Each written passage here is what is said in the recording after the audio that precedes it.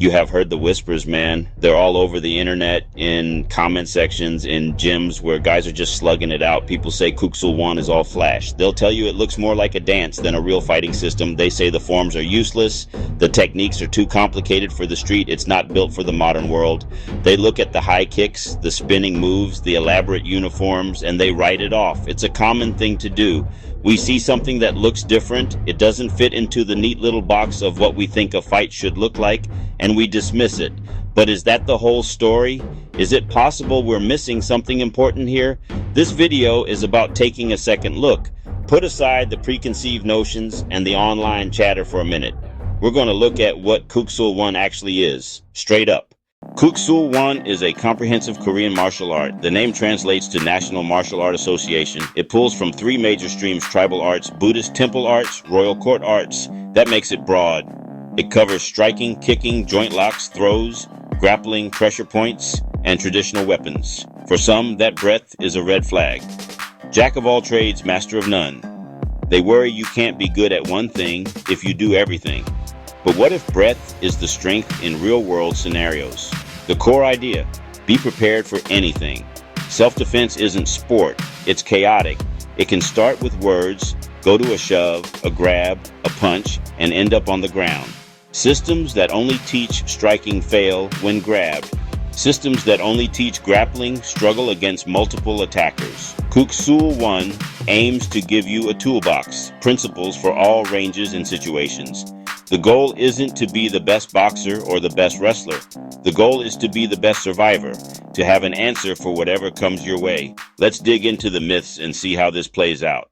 Let's get right into the big criticisms. The first one you always hear is that Kuk Sool 1 is just too flashy, that it's all for show. People see the acrobatic kicks, the spinning falls, the long flowing forms, and they think it's just choreography. They compare it to a gymnastics routine. They'll say, you're never going to do a spinning jump kick in a bar fight. And you know what? They're absolutely right about that. You're not. But that's a massive misunderstanding of what those movements are for. Those flashy moves are training tools. They are designed to build extreme levels of body control, balance, timing, agility. They push your physical limits so that simpler, more direct movements become effortless. The second major myth is that Kuk Sool 1 tries to do everything and as a result fails at all of it. Critics will point to a specialist like a high-level boxer, a Brazilian Jiu-Jitsu black belt, and say a Kuk Sool 1 practitioner can't hang with them in their specific arena. In a pure boxing match, the boxer probably wins. On the ground in a BJJ tournament, the BJJ expert has the edge. But self-defense isn't a tournament. It has no rules. The fact that Kuk Sool 1 teaches you how to break a grip, strike the throat, control a joint, gives you options that the sports-focused specialist doesn't train for. The system is designed for the chaos of the street, not the controlled environment of the ring. The third big one is that it's not battle-tested. In the age of MMA, people want to see a fighting style proven in the cage. If it's not working in the UFC, they say it doesn't work at all. This is a very narrow view of what tested means. MMA rules ban grabbing small joints, striking the groin, striking the eyes, biting. So how does a move from a form, that dance, become a real-world self-defense technique? Let's break it down with a live example. Imagine a move in a form where you perform a large circular block with your forearm while stepping to the side. It looks graceful, almost theatrical. And someone might watch that and say, that's too slow. A real punch would hit you before you finish.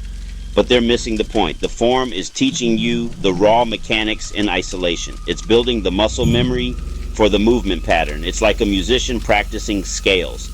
The scales aren't the song, but you can't play the song without mastering the scales. That circular block is a scale. Now let's put it into practice. Someone throws a wild haymaker at you. Instead of doing that big, slow, circular block from the form, you do a much smaller, tighter version of the exact same movement. You use the same body mechanics, turning the hip, rotating the forearm, but you apply it directly to the attacker's incoming arm. The step to the side you practice now becomes a crucial angling off motion that takes you out of the line of fire. Suddenly, that dance move has just deflected a punch and put you in a dominant position on the outside of your attacker's body where they can't easily hit you with their other hand. But it doesn't stop there. The form contains the next step. Let's say the next move in the form is to grab your own wrist and push forward. After you've deflected the punch, your hand is already on the attacker's arm. The push becomes a drive into their elbow joint, creating a simple but brutally effective joint lock or break. It's not flashy, it's direct, efficient, and it came straight from the principles taught in that useless form. They have a partner throw a padded punch first slowly, then with more speed and intent. They make you perform the deflection and the lock under stress. You drill it over and over until the connection between the form and the function is automatic. Without that translation, the form is just a dance. With it, it becomes a blueprint for survival. At its core, Kuk Sool 1 is not about being stronger or faster than your opponent. It's about understanding mechanics and leverage. It's physics applied to the human body. Many techniques look complex or soft because they aren't about brute force. They're about redirecting the attacker's energy and attacking the joints. Think of a heavy door, trying to shoulder it open versus turning the handle and pushing the far edge. That's leverage. Kuk Sool 1 finds the handle. Example, a simple wrist lock. Someone grabs your shirt with one hand.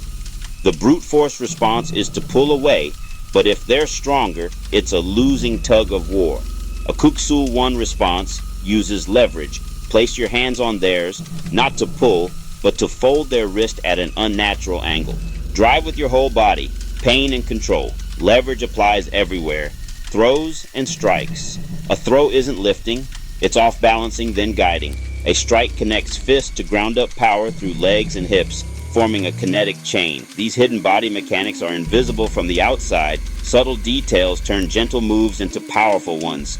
It's the science behind the art.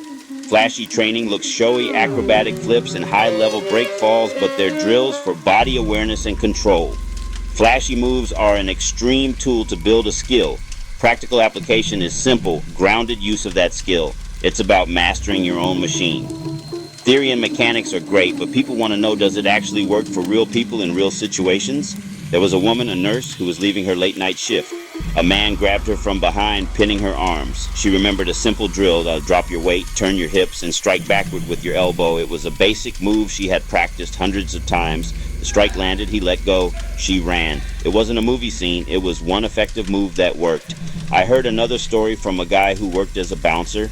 Smaller than most, he rarely had to punch. His go-to was a simple joint lock. Secure a wrist, secure an elbow, guide them out with leverage. For him, the art wasn't about winning a fight, it was about managing violence effectively.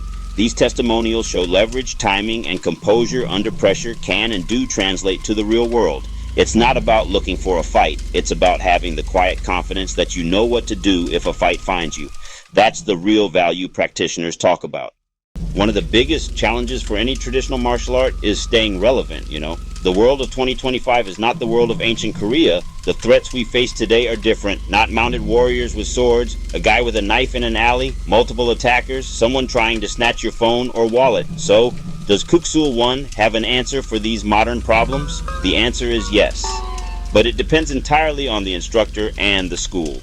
A living art must adapt or it becomes a museum piece. A good modern school applies the art's principles to contemporary threats. They run scenarios, ATM robberies, carjackings. They use the same core techniques: joint locks, throws, vital point strikes in specific situations. Defense against a sword / defense against a wild baseball bat. Swings share the same underlying principles: evasion, distance management, control.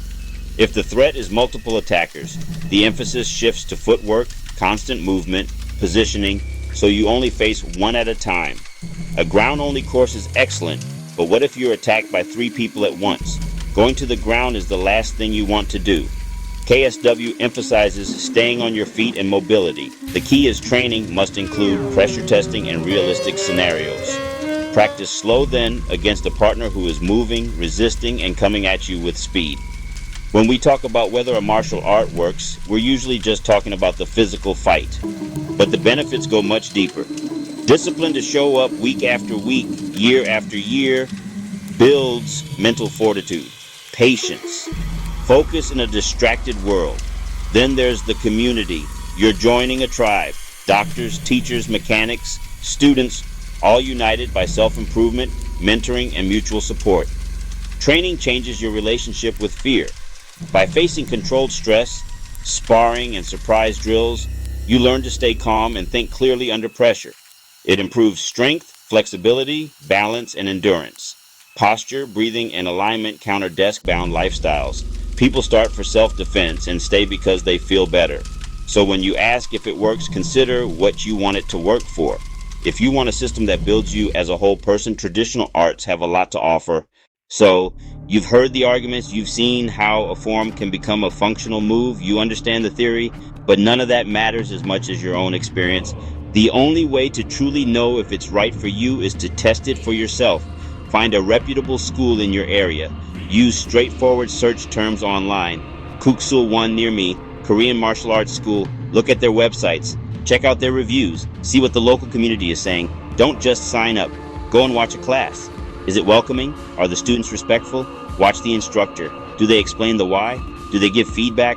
Participate? Take a free trial or introductory program. Get on the mat. See how the movements feel. Do instructors ensure safety while still pushing you? Ask about their approach to self-defense, how they pressure test techniques, and if they include sparring and resistance training. A good school will welcome those questions. Talk to the other students. Compare with boxing or BJJ trials if you can. See what resonates with you. The goal isn't the best martial art in the world, it's the best one for you. We've looked at the criticisms, flashy, unfocused, not tested. Often that comes from a surface level understanding. Do not judge a martial art by its cover. Judge it by its training methods, the quality of its instructors, and the results in its students. A school that only does forms is a dance studio. One that never pressure tests sells a false sense of security. But a Kuk Sool 1 school that honors tradition and embraces modern training, uses forms to teach mechanics, drills to build reflexes, sparring to test skills is formidable. Look for that balance. Look for instructors who demonstrate the path from form to function. Look for safe but challenging training. If you're genuinely curious, the next steps are clear. Go find out. Use online resources, watch respected instructors, but most importantly, take a trial class. Feel the movements, ask the tough questions. See if the philosophy and methods align with your goals. The proof is not in this video, it is on the training floor. Only you can answer, does Kuk Sool 1 work? After an honest try. Kuk Sool 1 is not a magic bullet. No martial art is. It can be flashy, it can be beautiful, and taught correctly, it can be incredibly practical and effective. Don't let the whispers decide. Go to the source.